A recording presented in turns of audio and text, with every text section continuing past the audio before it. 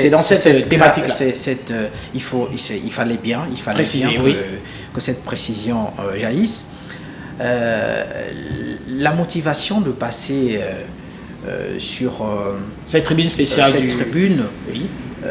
n'est pas loin de la vôtre, n'est pas loin de la vôtre. C'est-à-dire que c'est échanger autour de ce qui peut édifier, éveiller les consciences, de ce qui peut édifier, de ce qui peut conscientiser, apporter un plus. C'est vrai, on parle de religion, mais j'ai pensé que c'était la bonne occasion, puisque j'ai eu à plusieurs reprises en qualité de coach juriste ou juriste coach, se faire inviter au sein des églises pour apporter, pour des conférences, pour animer des conférences, pour apporter ma modeste contribution en ce qui concerne la législation, les connaissances juridiques que j'ai acquises, ainsi que les connaissances sur le coaching, sinon l'accompagnement. Donc je me suis dit, c'est vrai, on parle religion, mais il y a des fils de Dieu qui sont là, qui ont aussi besoin. Ils ne sont pas exclus de la société, c'est les mêmes personnes. Mais bien sûr. Ils ne sont pas exclus, c'est tout à fait normal de communiquer sur cette tranche d'animation qui est la visibilité des lieux de culte. Ces pasteurs-là aussi ont des questions qui suivra. Donc je vous laisse continuer. Donc je me dis que être fils de Dieu, être chrétien comme je le suis, être fils de Dieu, ne s'arrête pas qu'à l'église. Mais il faut communiquer aux autres fils de Dieu.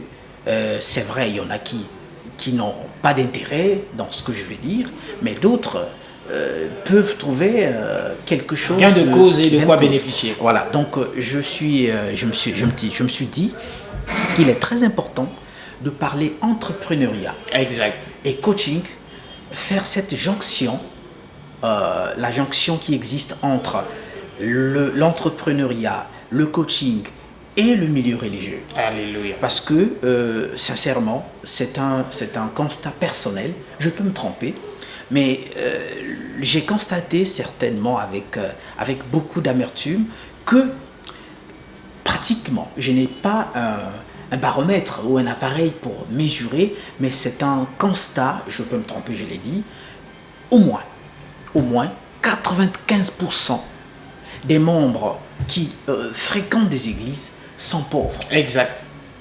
Alors cette pauvreté, j'ai l'habitude de le dire, cette pauvreté fait en sorte que, elle rend Dieu, peut-être pas rendre au sens strict du terme, mais cette pauvreté fait ressortir un élément qui défavorise ceux qui se disent fils de Dieu.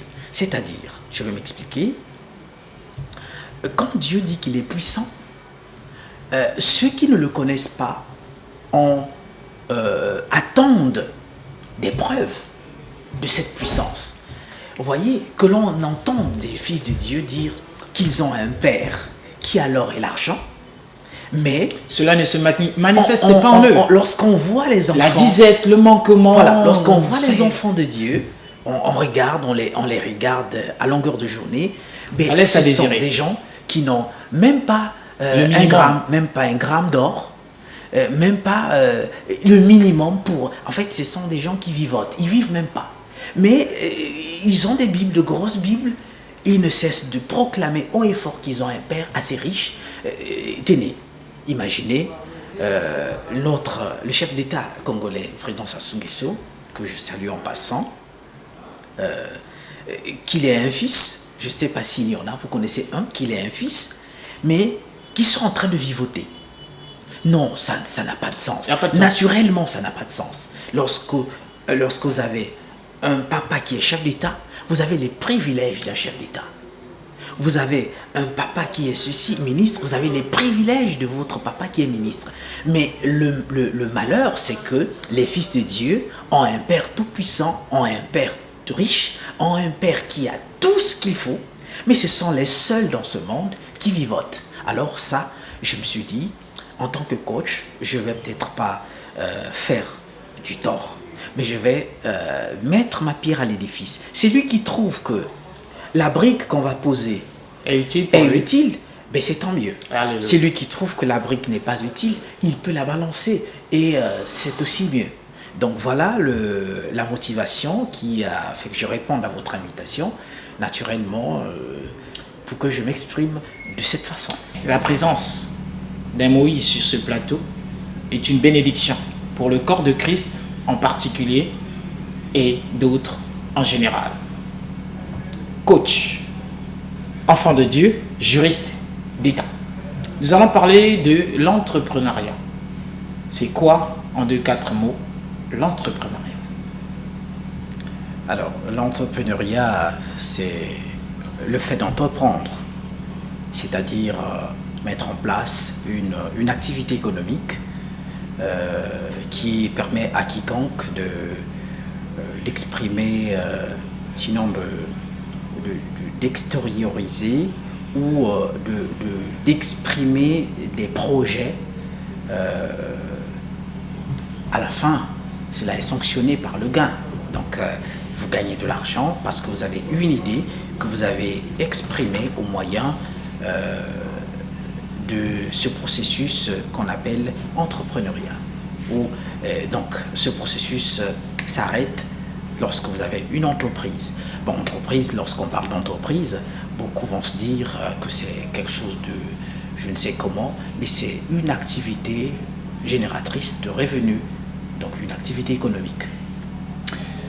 Et s'il faut essayer un peu d'amener à comprendre l'opinion, s'il faut retenir sur l'entrepreneuriat, qui doit-on entreprendre? Est-ce que libre et arbitre à n'importe qui ou cela est classé spécifiquement à des catégories de personnes? Non, non, s'il vous plaît. L'entrepreneuriat est à la portée de tout le monde. Et j'ai l'habitude de le dire qu'on est tous nés entrepreneurs. Tous ceux qui naissent vivants et viables sont entrepreneurs. Alors, dire qu'il y a une catégorie de gens qui seraient prédisposés à entreprendre et d'autres ne peuvent pas ou peuvent oser et ne pas réussir, c'est une bévue, c'est vraiment une bêtise. Tout le monde peut entreprendre, tout le monde peut entreprendre et tout le monde peut réussir une entreprise. Donc, au Fils de Dieu qui m'écoute, qui me voit, je puis vous rassurer qu'entreprendre, c'est la seule, mais alors la seule possibilité de sortir